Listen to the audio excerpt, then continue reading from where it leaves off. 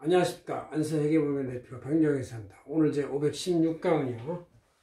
외부회계감사는 회계감사 처리 한참 진행 중인데 공익부가 최우선인데 이 공익부를 위해서 감사 위험을 없애는 방법들 양호한에서 고르면 되죠. 그 다음에 해외 기준이나 감사 기준을 준수하면 되고 감사 의견에 잘못된 반영하면 되고 강조사항을 쓴다 이런 얘기죠. 그러면 좀 더 자세히 한번 알겠습니다. 이거는 우리 안서시행전을 3월이 있죠. 3월 첫 주에 내지에 제가 이렇게 자세히 썼습니다. 보시면 꺼냈으니까 보십시다. 자, 회계감사가 이제 기본 목적이 그 회사의 재무제표가 공익에 맞는지 중립적인지 공정타당한지를 보는 것이죠. 그래서 이제 거기에 항상 그 숫자의 위험, 재무 위험이 도사리고 있는데 이것을 어떻게 하면 제거하냐. 물론 이제 90% 이상의 대부분의 회사들은 회사의 재무 상태를 경영 성적을 있는 그대로 공시하려고 노력을 하죠. 그러나 이제 그 항상 5% 내외의 문제점 있는 회사들은 이제 그걸 숨기려고 하다 보니 그걸 숨긴 걸 발견하지 못하면 이제 공익에 피해가 오고 거대한 주식 투자자들이나 아니면 산업 투자자들이 많은 피해를 볼 수가 있다는 얘기죠. 그래서 그걸 막아야 되겠다, 예방해야 되겠다. 그래서 공익부를 위해서 감사 위험을 예방하는 방법을 제가 한번 연구해 봤어요. 자, 원리원칙 제대로 발행한 회계감사 보고서는 이제 가치평가서나 이런 것은 공익을 보호하고 위험하지 않습니다. 그러나 그렇지 않은 경우가 있을 수 있다. 그래서 이제 그걸 하기 위한 방법은 감사 계약 단계나 기준감사, 상시감사, 중앙감사, 반기감사, 또 기말감사 시점에 이제 연말감사할 때 감사위험을 제거하는 여러 가지 생각들을 해야 되겠다. 그런 얘기죠. 첫째, 재무상태나 경영성적이 양호한 회사를 가급적 감사계약을 한다. 이제 1월 중에 회계사들은 이제 회계감사 계약을 다 체결했는데 아마 자기네들이 계속 감사하던 회사들이 이번에 2월 14일까지 해서 보고하는 것이고 이제 초도감사, 그러니까 처음으로 감사로 등장한 이제 성장한 회사들은 이제 올 4월에 감사계약을 해서 5월에 보고를 하게 되는 것인데 이제 이때 양호한 회사를 가급적 선정한다 이렇게 할 수 있어요. 그러나 뭐 세상에 주변에 좋은 회사만 있는 건 아니기 때문에 우리가 그거를 꼭 고집할 수가 없고 또 회계감사 대상이 되는 회사들은 누군가 회계법인에서는 회계사들은 감사를 해줘야 되기 때문에 그걸 이제 좋지 않은 회사도 발견할 수 있다 이런 얘기죠. 이럴 때 그 회사가 양호하지 않는 회사라 할지라도 기업회주는 철저히 준수했는지를 서로 회사하고 감사인 간에 공유하면서 그 기업회주는 철저히 공유한 거를 원칙으로 하면 됩니다. 수익 비용을 제대로 반영했는지 손실을 제대로 상각했는지 재무상황을 완전히 공시하면 되는 것이죠.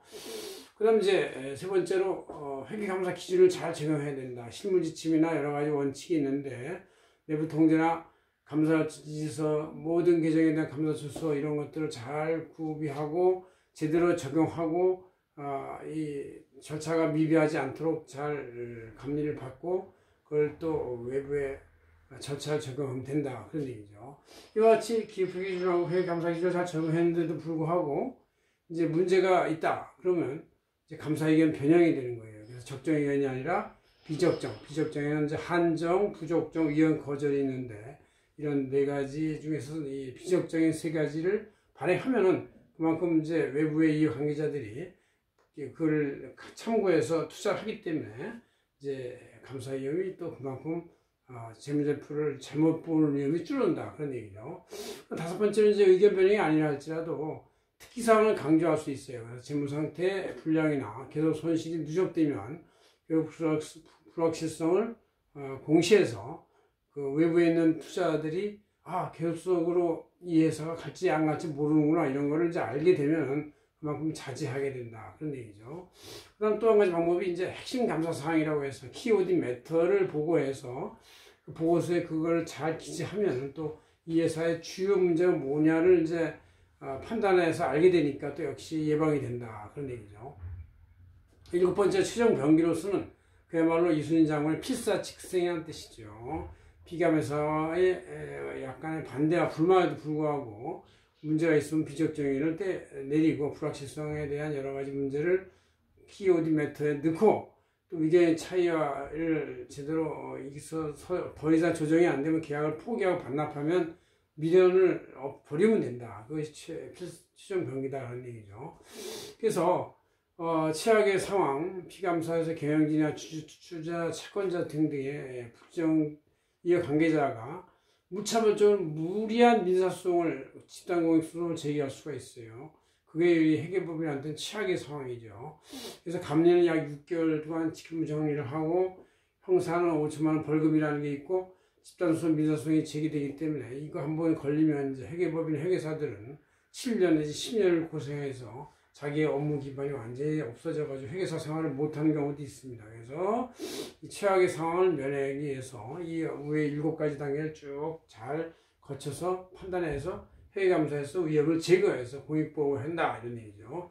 특히 위험한 경우를 이제 예시하면 임기감사, 감사 대상이 아닌데도 불구하고 감사를 해달라 하는 것은 좋은 뜻도 있지만 무언가 자기네들의 약점을 보완해서 회계감사를 통해 가지고 좀 폼나게 보이게 하고 싶은 생각이 있는 수도 있어요. 그래서 그런 것들을 위험할 수도 있다. 그래서 이렇게 무사한 일 속에서 함정에 빠질 수가 있다. 그런 얘기죠. 가상자산 실제가 없기 때문에 그렇고 기업가치 평가 같은 거 대부분 고수익 고액 투자의 거액을 유치하기 위해서 매출 성장률이나 원가를 매출 성장률을 과대 계상하고 영업이익률을 높여가지고 이렇게 높게 나오기를 원해요.